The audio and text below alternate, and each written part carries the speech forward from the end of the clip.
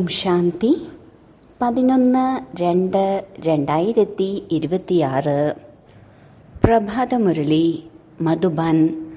മധുരമായ കുട്ടികളെ, എല്ലാവർക്കും ഈ ഒരു സന്ദേശം തന്നെ നൽകൂ. ബാബയുടെ ആജ്ഞയാണ്, ഈ പുരുഷോത്തമ സംഗമയുഗത്തിൽ പവിത്രമാവുകയാണെങ്കിൽ സത്യയുഗി സമ്പത്ത് ലഭിക്കും.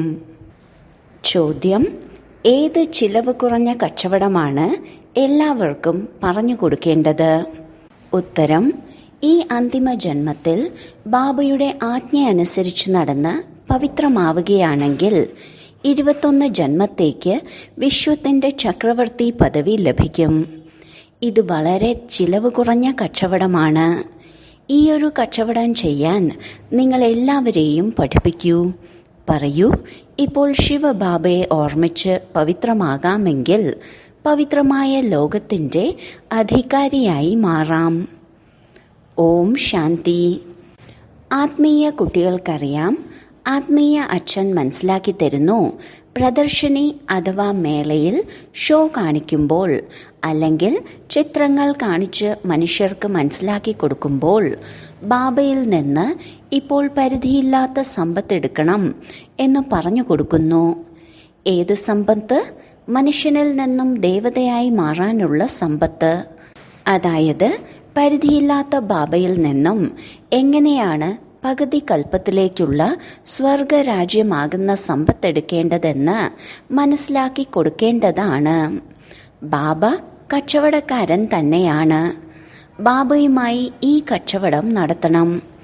മനുഷ്യർക്കറിയാം, ദേവീ ദേവതകൾ പവിത്രമായി ജീവിച്ചിരുന്നു. ഭാരതത്തിൽ സത്യയുഗമുണ്ടായിരുന്നപ്പോൾ ദേവീ ദേവതകൾ പവിത്രരായിരുന്നു. സ്വർഗത്തിലേക്ക് പോകുന്നതിന് വേണ്ടി തീർച്ചയായും അവരെന്തെങ്കിലും പ്രാപ്തി എടുത്തിട്ടുണ്ടായിരിക്കും. സ്വർഗത്തിന്റെ സ്ഥാപന നിർവഹിക്കുന്ന ബാബയ്ക്കല്ലാതെ മറ്റാർക്കും പ്രാപ്തി ചെയ്യിപ്പിക്കാനും സാധിക്കില്ല. പതീത പാവനനായ ബാബ തന്നെയാണ് പതീതരെ പാവനമാക്കി പാവന ലോകത്തിന്റെ രാജ്യം നൽകുന്നത്. കച്ചവടം എത്ര ലാഭത്തിലാണ് നൽകുന്നത്? ഇത് നിങ്ങളുടെ അന്തിമ ജന്മമാണെന്ന് മാത്രം പറയുന്നു. ഏതുവരെ ഞാൻ ഈ ലോകത്തിലുണ്ടോ അത്രയും സമയം പവിത്രമായി ജീവിക്കൂ. ഞാൻ വന്നിരിക്കുകയാണ് പവിത്രമാക്കി മാറ്റാൻ. നിങ്ങൾ ഈ അന്തിമ ജന്മത്തിൽ പാവനമായി മാറാനുള്ള പുരുഷാർത്ഥം ചെയ്യുകയാണെങ്കിൽ പാവനമായ ലോകത്തിൻ്റെ സമ്പത്തെടുക്കാം. കച്ചവടം വളരെ ലാഭകരമാണ്. അതിനാൽ ബാബയ്ക്ക് ചിന്ത വന്നു, കുട്ടികൾക്ക് ഇങ്ങനെയെല്ലാം മനസ്സിലാക്കി കൊടുക്കണം. ബാബയുടെ ആജ്ഞയാണ് പവിത്രമാകൂ എന്ന്. ഇത് പവിത്രമാകാനുള്ള പുരുഷോത്തമ സംഗമയുഗമാണ്. ഉത്തമനിലും ഉത്തമ പുരുഷൻ ദേവതകൾ തന്നെയാണ്. ലക്ഷ്മി നാരായണന്റെ രാജ്യമായിരുന്നില്ലേ? ദൈവിക ലോകത്തിന്റെ അധികാരമാണ് നിങ്ങൾക്ക് ബാബയിൽ നിന്ന് സമ്പത്തിന്റെ രൂപത്തിൽ ലഭിക്കുന്നത്.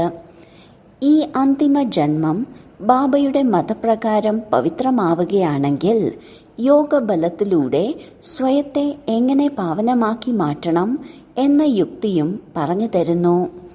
കുട്ടികൾക്ക് മംഗളാർത്ഥം ചിലവ് ചെയ്യുക തന്നെ വേണം. ചിലവാക്കാതെ രാജധാനി സ്ഥാപിക്കാൻ സാധിക്കില്ല. ഇപ്പോൾ ലക്ഷ്മി നാരായണന്റെ രാജധാനിയാണ് സ്ഥാപിക്കുന്നത്. കുട്ടികൾക്ക് തീർച്ചയായും പവിത്രമായി മാറണം. മനസ്സാ വാചാ കർമ്മണ ഒരു തലകീഴായ കർത്തവ്യവും ചെയ്യരുത്. ദേവതകൾക്ക് ഒരിക്കലും ഒരു മോശമായ ചിന്ത പോലും വരില്ല. വായിലൂടെ അങ്ങനെയുള്ള വാക്കുകളൊന്നും വീഴുകയില്ല. അവർ സർവഗുണ സമ്പന്നരും സമ്പൂർണ്ണ നിർവികാരിയും മര്യാദാ പുരുഷോത്തമരുമാണ്. ആരാണോ ജീവിച്ചു പോയവർ അവരുടെ എല്ലാം മഹിമ പാടാറുണ്ട്. ഇപ്പോൾ നിങ്ങൾ കുട്ടികളെയും അതേപോലെയുള്ള ദേവീ ദേവതകളാക്കി മാറ്റാൻ വന്നിരിക്കുകയാണ്. അതിനാൽ മനസ്സാ വാചാ കർമ്മണ ഒരു മോശമായ കർമ്മവും ചെയ്യരുത്. ദേവതകൾ സമ്പൂർണ്ണ നിർവികാരികളായിരുന്നു. ഈ ഗുണവും നിങ്ങൾ ഇപ്പോഴാണ് ധാരണ ചെയ്യുന്നത്. എന്തുകൊണ്ടെന്നാൽ ഈ മൃത്യു ലോകത്തിൽ ഇത് നിങ്ങളുടെ അന്തിമ ജന്മമാണ്. പതിത ലോകത്തെ മൃത്യുലോകമെന്നും പാവന ലോകത്തെ അമരലോകമെന്നും പറയുന്നു. ഇപ്പോൾ മൃത്യുലോകത്തിന്റെ വിനാശം തൊട്ടുമുന്നിൽ നിൽക്കുകയാണ്. തീർച്ചയായും അമരപുരിയുടെ സ്ഥാപന ഉണ്ടാകും. ഇത് ശാസ്ത്രങ്ങളിൽ കാണിച്ചിട്ടുള്ള അതേ മഹാഭാരത യുദ്ധമാണ്. ഇതിലൂടെ പഴയ വികാരി ലോകം സമാപ്തമാകുന്നു. എന്നാൽ ആരിലും ഈ ജ്ഞാനമില്ല. ബാബ പറയുന്നു, എല്ലാവരും അജ്ഞതയാകുന്ന നിദ്രയിൽ ഉറങ്ങിക്കിടക്കുകയാണ്, പഞ്ചവികാരങ്ങളുടെ ലഹരിയിലാണ്. ഇപ്പോൾ ബാബ പറയുന്നു, പവിത്രമാകൂ. മാസ്റ്റർ ഗോഡല്ലേ? ലക്ഷ്മി നാരായണനെ ദേവീ ദേവതകളെന്ന് പറയുന്നു. അർത്ഥം, ഈശ്വരനിലൂടെയാണ് അവർ ഈ സമ്പത്ത് പ്രാപ്തമാക്കിയത്. ഇപ്പോൾ ഭാരതം പതീതമാണ്. മനസ്സ വാച കർമ്മണ അങ്ങനെയുള്ള കർത്തവ്യമാണ് നടക്കുന്നത്.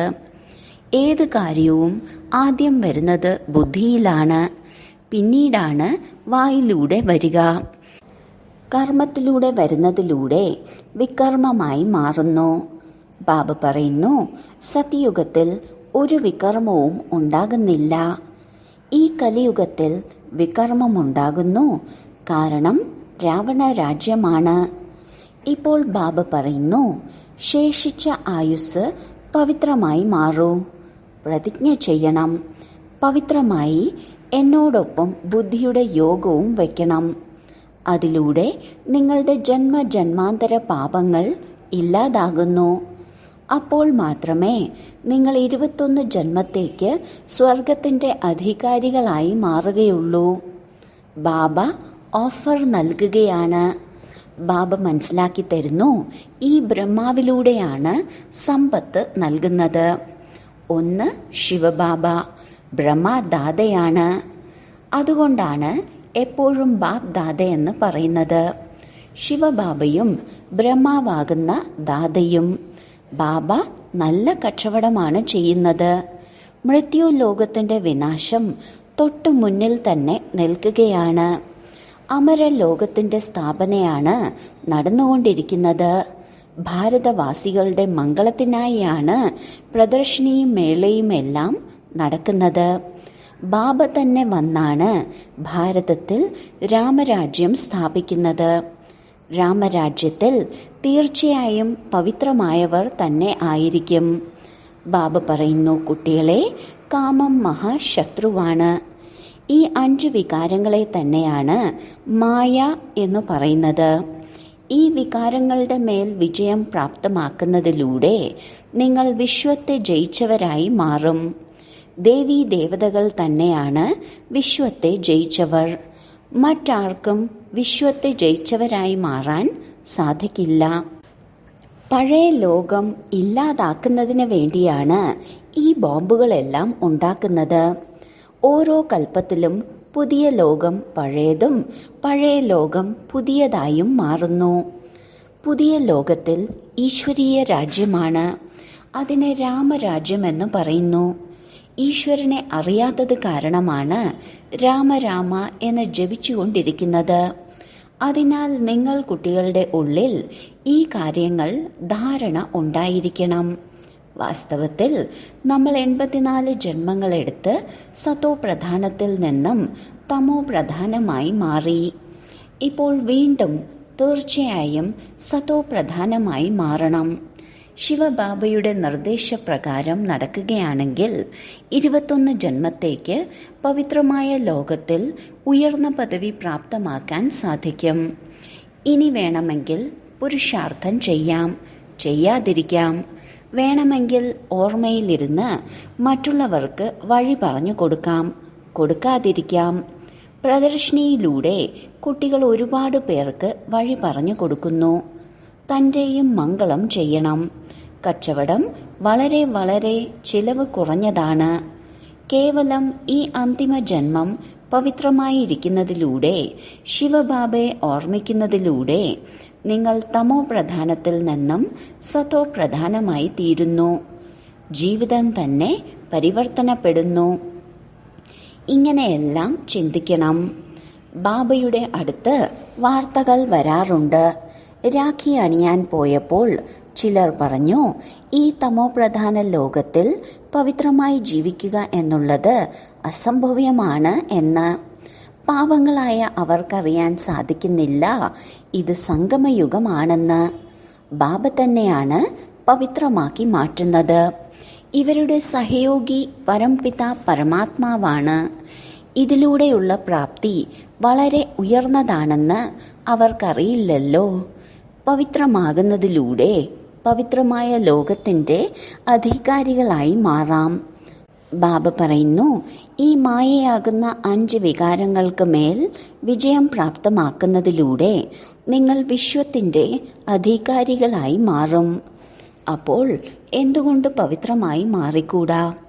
ഒന്നാന്തരം കച്ചവടമാണ് ഇത്. ബാബ പറയുന്നു, കാമം മഹാശത്രുവാണ്. ആ വികാരത്തിൽ വിജയം പ്രാപ്തമാക്കുന്നതിലൂടെ നിങ്ങൾ പവിത്രമായി മാറും. മായയെ ജയിച്ചവർ ജഗത്ത് ജീത്തായി മാറും. യോഗബലത്തിലൂടെ മായയെ ജയിക്കുന്ന കാര്യമാണ്. പരമപിതാവായ പരമാത്മാവ് തന്നെയാണ് ആത്മാക്കൾക്ക് മനസ്സിലാക്കി തരുന്നത്, എന്നെ ഓർമ്മിക്കൂ. എന്നാൽ ആത്മാവിലുള്ള കറ ഇല്ലാതാകും. നിങ്ങൾ സതോ പ്രധാനമായ ലോകത്തിൻ്റെ അധികാരികളായി മാറും. ബാബ സംഗമത്തിലാണ് സമ്പത്ത് നൽകുന്നത്. ഏറ്റവും ഉത്തമ പുരുഷൻ ഈ ലക്ഷ്മി നാരായണൻ ആയിരുന്നു. അവരെ തന്നെയാണ് മര്യാദ പുരുഷോത്തമനെന്നും ദേവീ ദേവതാ ധർമ്മത്തിലുള്ളവരുമെന്ന് പറയുന്നത്. വളരെ നല്ല രീതിയിലാണ് മനസ്സിലാക്കി തരുന്നത്. എന്നാൽ ചിലപ്പോൾ ഈ പോയിന്റുകളെല്ലാം മറന്നുപോകുന്നു. പ്രഭാഷണത്തിൽ ഈ പോയിന്റുകളൊന്നും മനസ്സിലാക്കി കൊടുത്തില്ലല്ലോ എന്ന് പിന്നീട് ഓർമ്മ വരും. മനസ്സിലാക്കി കൊടുക്കാൻ ഒരുപാട് പോയിന്റുകളുണ്ട്. അങ്ങനെയൊക്കെ സംഭവിക്കാറുണ്ട്. വക്കീൽമാരും പല പല പോയിന്റുകൾ മറന്നു പോകാറുണ്ട്. അതേ പോയിന്റ് പിന്നീട് ഓർമ്മ വരികയാണെങ്കിൽ പ്രശ്നങ്ങൾ ഉണ്ടാക്കും. ഡോക്ടർമാർക്കും ഇങ്ങനെയെല്ലാം സംഭവിക്കാറുണ്ട്.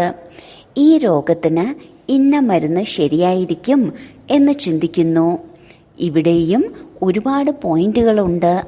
ബാബ പറയുന്നു, ഇന്ന് നിങ്ങൾക്ക് ഗൂഹ്യമായ പോയിന്റുകൾ മനസ്സിലാക്കി തന്നു. എന്നാൽ മനസ്സിലാക്കുന്നവരെല്ലാം പതീതരാണ്. വിളിക്കുന്നുണ്ട്, അല്ലയോ പതീത പാവന. പക്ഷേ ആരോടെങ്കിലും നിങ്ങൾ പതീതരാണ് എന്ന് പറയുകയാണെങ്കിൽ അവർ പിണങ്ങുന്നു.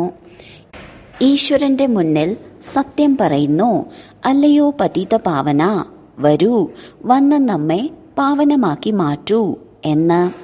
പക്ഷേ ഈശ്വരനെ മറന്നു പോകുമ്പോൾ പിന്നെ അസത്യം പറയുന്നു. അതിനാൽ വളരെ യുക്തിയോടുകൂടി മനസ്സിലാക്കി കൊടുക്കണം. പാമ്പ് ചാവുകയും വേണം, എന്നാൽ വടി ഒടിയാനും പാടില്ല. ബാബ പറയുന്നു, എലിയിൽ നിന്ന് ഗുണമെടുക്കൂ. എലി കടിച്ചാൽ രക്തം വരുന്നു, എന്നാൽ കടിച്ചത് അല്പം പോലും അറിയുന്നില്ല. വളരെ യുക്തിയോടുകൂടിയാണ് കടിക്കുന്നത്. അതിനാൽ കുട്ടികളുടെ ബുദ്ധിയിൽ എല്ലാ പോയിന്റുകളും ഉണ്ടാകണം. യോഗത്തിലിരിക്കുന്നവർക്ക് സമയത്തിന് സഹായം ലഭിക്കുന്നു. കേൾക്കുന്നയാൾ കേൾപ്പിക്കുന്നയാളെക്കാളും കൂടുതൽ ബാബയുടെ സ്നേഹിയാകാനും സാധ്യതയുണ്ട്. അങ്ങനെയും സംഭവിക്കാം. അപ്പോൾ ബാബ സ്വയം ഇരുന്ന് മനസ്സിലാക്കി കൊടുക്കുന്നു. അതിനാൽ ഈ രീതിയിൽ മനസ്സിലാക്കി കൊടുക്കൂ. അതിലൂടെ അവർ പവിത്രമായി മാറുന്നത് വളരെ നല്ലതാണെന്ന് പറയണം.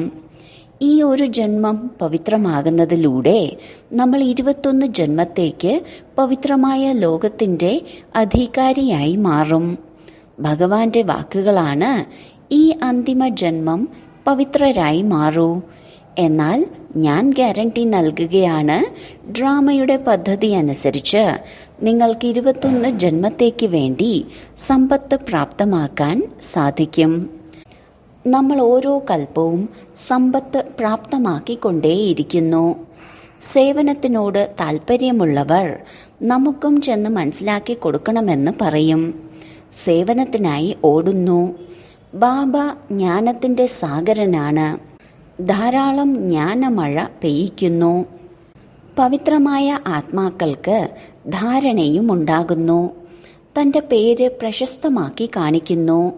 പ്രദർശനിയിലും മേളയിലും അറിയാൻ സാധിക്കും ആര് എത്രത്തോളം സേവനം ചെയ്യുന്നു എന്ന്. ആര് എങ്ങനെയെല്ലാം മനസ്സിലാക്കി കൊടുക്കുന്നു എന്ന് പരിശോധിക്കേണ്ട കടമ ടീച്ചർമാർക്കുള്ളതാണ്. കൂടുതലായും ലക്ഷ്മി നാരായണന്റെയും ഏണിപ്പടിയുടെയും ചിത്രത്തിൽ മനസ്സിലാക്കി കൊടുക്കുക എന്നത് വളരെ നല്ലതാണ്. യോഗബലത്തിലൂടെയാണ് ഈ ലക്ഷ്മി നാരായണനായി മാറുന്നത്. ലക്ഷ്മി നാരായണൻ തന്നെയാണ് ആദിദേവനും ആദിദേവിയും. ചതുർഭുജധാരിയിൽ ലക്ഷ്മിയും നാരായണനും രണ്ടുപേരും വരും. 2 കൈകൾ ലക്ഷ്മിയുടെയും മറ്റ് 2 കൈകൾ നാരായണന്റേതുമാണ്. ഇത് ഭാരതവാസികൾക്ക് അറിയില്ല. മഹാലക്ഷ്മിക്ക് 4 കൈകളുണ്ട്. ഇതിനർത്ഥം തന്നെ അവർ യുഗളാണ് എന്നാണ്. വിഷ്ണു എന്നത് ചതുർഭുജധാരിയാണ്. ദിവസവും പ്രദർശനിയിൽ മനസ്സിലാക്കി കൊടുക്കാറുണ്ട്.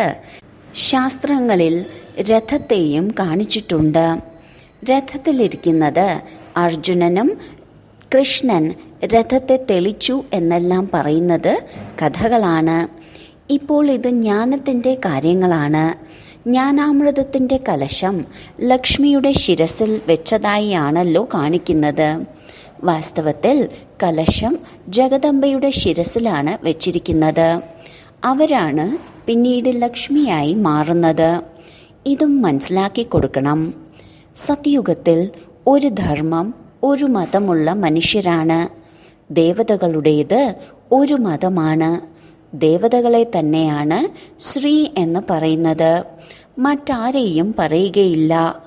അപ്പോൾ ഈ ബാബയ്ക്ക് ചിന്ത വന്നിരുന്നു, മനസ്സിലാക്കി കൊടുക്കുമ്പോൾ ചുരുങ്ങിയ വാക്കുകൾ പ്രയോഗിക്കണം. ഈ അന്തിമ ജന്മത്തിൽ 5 വികാരങ്ങളിൽ വിജയം പ്രാപ്തമാക്കുന്നതിലൂടെ രാമരാജ്യത്തിൻ്റെ അധികാരികളായി മാറും. ഇത് ലാഭകരമായ കച്ചവടമാണ്. ബാബ വന്ന് അവിനാശി ജ്ഞാനരത്നങ്ങൾ ദാനം ചെയ്യുന്നു. ബാബ ജ്ഞാനത്തിൻ്റെ സാഗരനാണ്. ബാബ തന്നെയാണ് ജ്ഞാനരത്നം നൽകുന്നത്. ഇന്ദ്രസഭയിൽ ചിലർ മരതക മാലാഖ, പുഷ്യരാഗ മാലാഖ എന്നെല്ലാം പേരുണ്ട്. എല്ലാവരും സഹയോഗികൾ തന്നെയാണ്. വജ്രങ്ങൾ പല വിധത്തിലുള്ളതായിരിക്കുമല്ലോ. അതുകൊണ്ടാണ് 9 രത്നങ്ങൾ കാണിച്ചിട്ടുള്ളത്. നല്ല രീതിയിൽ പഠിച്ചവർക്ക് പദവിയും ലഭിക്കുമെന്നത് തീർച്ചയാണ്. നമ്പർ വൈസ് ആണല്ലോ. ഇത് തന്നെയാണ് പുരുഷാർത്ഥം ചെയ്യാനുള്ള സമയം. നമ്മൾ ബാബയുടെ മാലയിലെ മുത്തായി മാറുന്നു എന്ന് കുട്ടികൾക്കറിയാം.